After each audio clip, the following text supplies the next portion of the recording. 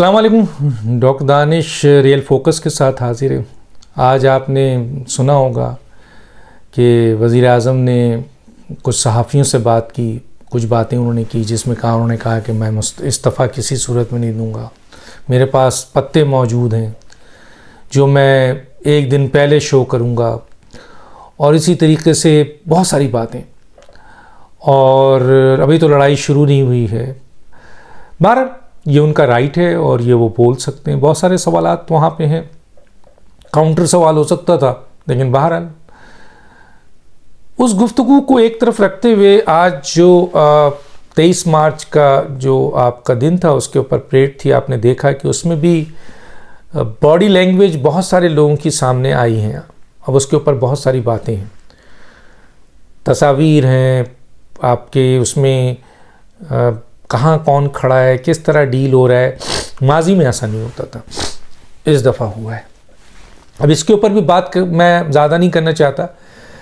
अब जो मैं कहना चाहता हूँ, जो असल बात है, जो देख रहे हैं आप, सिचुएशन रोज़ बरोज़ चेंज होती है। कभी वज़ीर आज़म जब बोल रहे होते हैं तो ऐसा लगता है कि वज़ीर आज़म के पास ऐसी सूरत हाल है कि तमाम के तमाम उनके एमएनएज़ उनके हाथ में हैं, तमाम के तमाम इत्तेहादी उनके हाथ में हैं, एक पेज पे हैं। इस तरह की गुफ्तगू जैसे पहले वो करते थे, आज भी वही कर रहे हैं। हालांकि सिचुएशन बहुत तब्दील हो चुकी है, लेकिन बहरहाल ये उनका कॉन्फिडेंस है जो वो अब भी उसी अंदाज में बात कर रहे हैं। आया ये कॉन्फिडेंस वो जो तुरुप पत्ता है जो वो कहते हैं कि मेरी जेब में है, और किसी ने हमें बताया कि उनकी जेब में 2 पर्ची है, एक राइट साइड पे एक लेफ़्ट साइड पे। मैं बताऊंगा कि वो कौन सी पर्ची है, लेकिन वो कहते हैं कि तुरुप का पत्ता मेरे पास है और अपोजिशन अपनी पूरा ज़ोर लगा ले। तो अगर अपोजिशन अदम एतमाद लाना चाहती है तो उसको वो जो ज़ोर लगा रही है वो आपके एमएनएज़ को उड़ा गई हैं, वो आपके इत्तेहादियों को उड़ा गए हैं। तो वो तो एक कानूनी और आईनी तरीके से जो पार्लियामेंट में नंबर ऑफ गेम होगा उसमें तो उनकी कामयाबी नज़र आ रही है। अवामी तौर पर भी आपके हिमायत में इतने लोग नहीं है, वो अलग बात है कि आप 27 को एक बहुत बड़ा जलसा कर रहे हैं, और इस सिलसिले में कल बहुत अहम दिन है। सुप्रीम कोर्ट ने एक फ़ैसला करना है। हालांकि मैंने अब सुप्रीम कोर्ट है, उनको कुछ नहीं कह सकता, लेकिन एज ए तालिब इल्म मैंने ये बात ज़रूर रखी है कानूनदानों के सामने, जजेस के सामने, कि ये जो 2 पिटीशन है, 2 है, एक रेफरेंस है सदारती रेफरेंस जो एडवाइजरी जुडिक्शन केस में आता है, और एक 184(3) के तहत जो पिटीशन होती है, यानी सुप्रीम कोर्ट उसको एंटरटेन करती है। दोनों में बड़ा फ़र्क है। एक ओरिजिनल जुडिक्शन है जो कि सुप्रीम कोर्ट बार एसोसिएशन ने दिया, और उस पर जो फ़ैसला आएगा वो फ़ैसला सुप्रीम कोर्ट का होगा, हर को मानना होगा।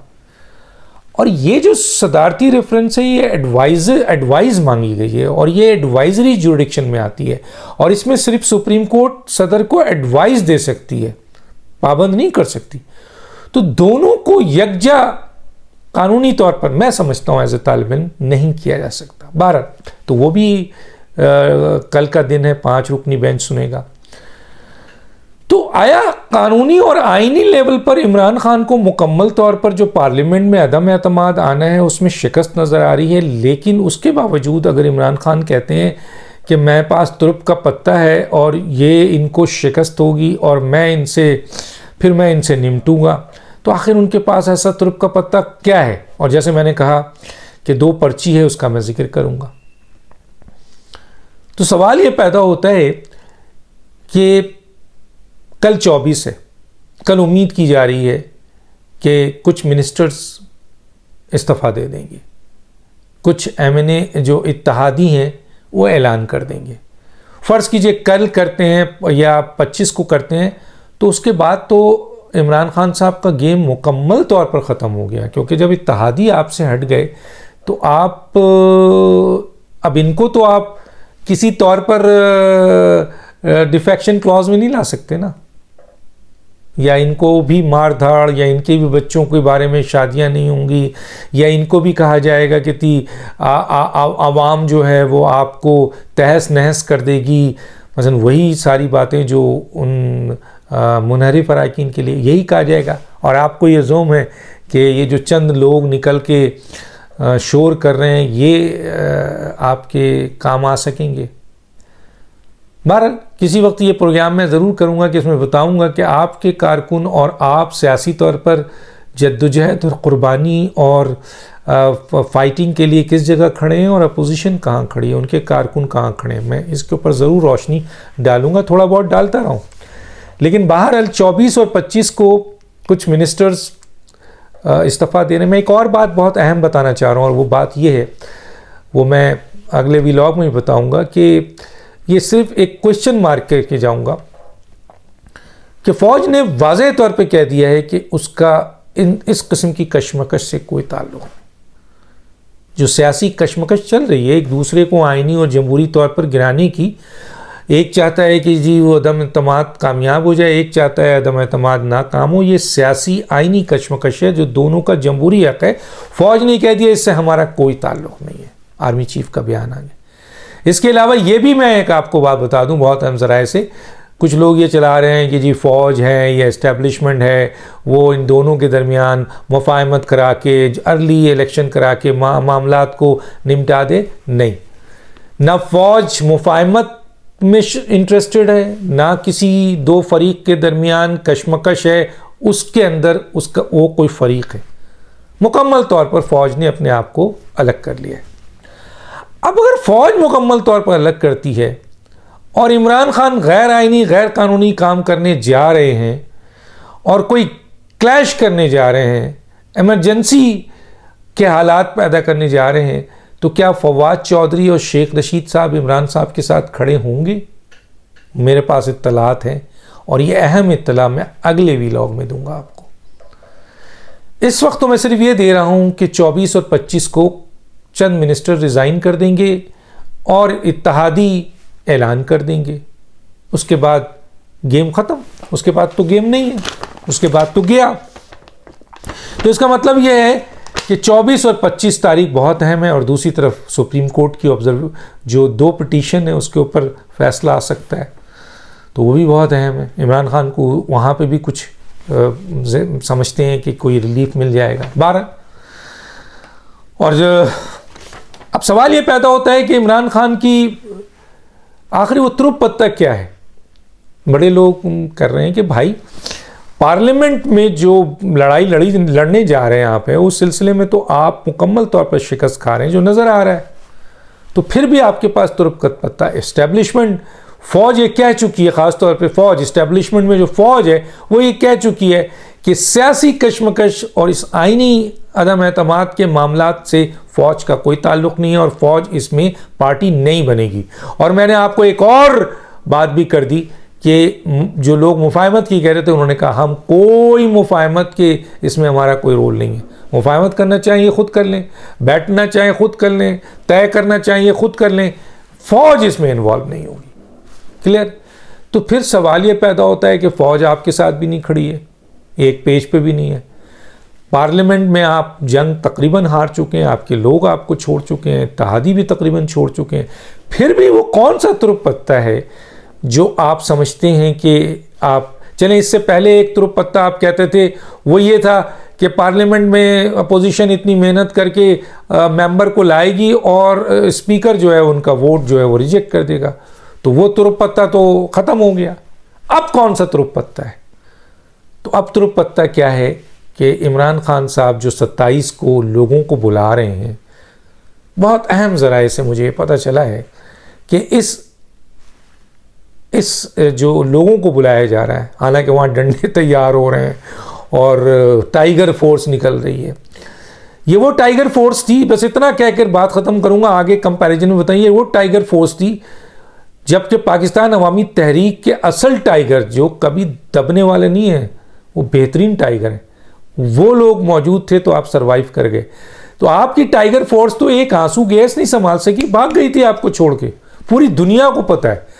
तो वो टाइगर फोर्स आजकल जो कभी जिसने फांसी नहीं फेस की, जिसने जेल नहीं फेस की, जिसने मुसीबतें नहीं फेस की, जिसने आपके मुकदमात नहीं फेस किए, वो टाइगर फोर्स डंडे तैयार कर रहे हैं लड़ने के लिए। तो बहरहाल मैं एज ए सियासी वर्कर ये समझता हूँ कि एक आंसू गैस ऐसे टाइगर फोर्स को तहलील कर देगी। 12 आप खुश हैं, आप समझते हैं कि मेरी टाइगर फोर्स है, तो टाइगर फोर्स और ये जो निकालेंगे लोग, चले आप 10,000, आप तो 10 लाख कह रहे हैं, 10, 15, 20,000 भी आप जमा कर लें, बहुत बड़ी बात होगी, बहुत बड़ी बात होगी अगर पूरे पाकिस्तान से कुछ ये लोग निकल के आ गए।